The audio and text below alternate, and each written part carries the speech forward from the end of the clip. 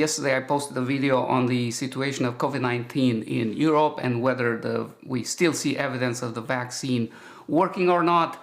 And one of you commented, in fact Daniel CH, thank you Daniel, he says, can we have a graph of the 7-day average of deaths per million now versus vaccination rate a month ago? Because vaccination does not immediately reduce death, there is a time lag. And indeed, after the second dose of vaccine, it takes a whole week for the vaccine to become fully effective. And we have to also keep in mind that when somebody gets sick with COVID, they don't, and they're going to die from it, they don't die right away. It can take 2 or 3 or more weeks for that to happen. So a month, Daniel, sounds quite right. And I agree with you that we should look at that. If you remember from the video yesterday, what I did, I plotted all the countries in Europe, their number of deaths at the present time, which was 2 days ago, with red color here in this vertical graph. And with blue, I plotted the percentage of the fully vaccinated people in each of those countries. And what we said, as the number of deaths go up, the rates of vaccinations tend to go down. We also said that in the top 10 countries in Europe with the most cases of COVID-related deaths, we see the most number of countries with fully vaccination rates below 30%. So I did what Daniel CH suggested, and that this is the data from yesterday. I also explained to you that the correlation coefficient between those two variables, the vaccination rate and the mortality from COVID, were strongly correlated in an inverse fashion at minus 0.71, which is a strong correlation coefficient.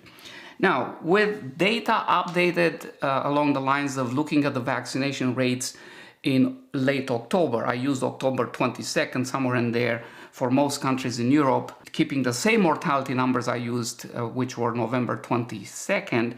How does this look? Well, it's about the same, really. The correlation coefficient is actually even better at minus 0.73, indicating an even stronger correlation, but by a small margin.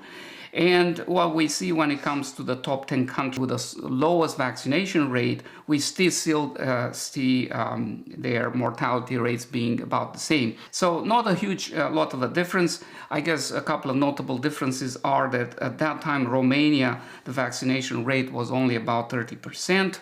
As opposed to over 35% now. I also missed one country, small country in Europe, Luxembourg. For some reason, they didn't have any data for October 22nd in terms of vaccination rates. So I couldn't plot that on this graph, but everything else is here and it shows the same correlation basically that we've seen yesterday. A couple of other quick remarks here. Does this prove causality? Absolutely not.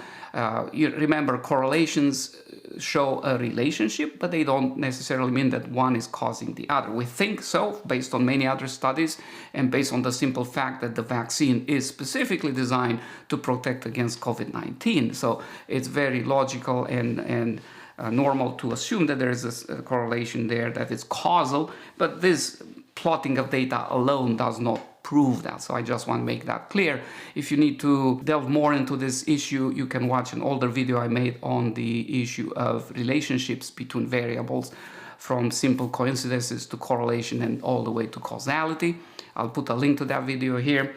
The second thing that I want to say, and somebody also commented on that, and I appreciate all your comments as long as they are civil and constructive. You don't have to agree with me. I'm there to enlarge my horizon as well as try to do the same for you. And somebody said, well, you know, why don't we talk about therapeutics more? And I would. The only reason I emphasize that in my presentations the issue of vaccination and its value is, number one, is the most effective that we have so far. There are a few therapeutics. I talked about Paxlovid recently from Pfizer. A while ago I talked about molnupiravir from Merck. And there is fluvoxamine, and of course people who think ivermectin and hydroxychloroquine and other things might be of help. I gave you my opinions on those multiple times, and I'll continue to do so as more data comes out.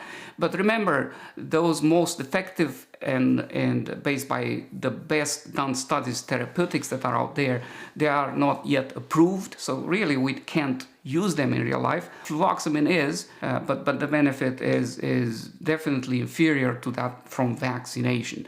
So that's why I target vaccination. I don't get any kickback or any material benefit from doing that. I want to make that clear.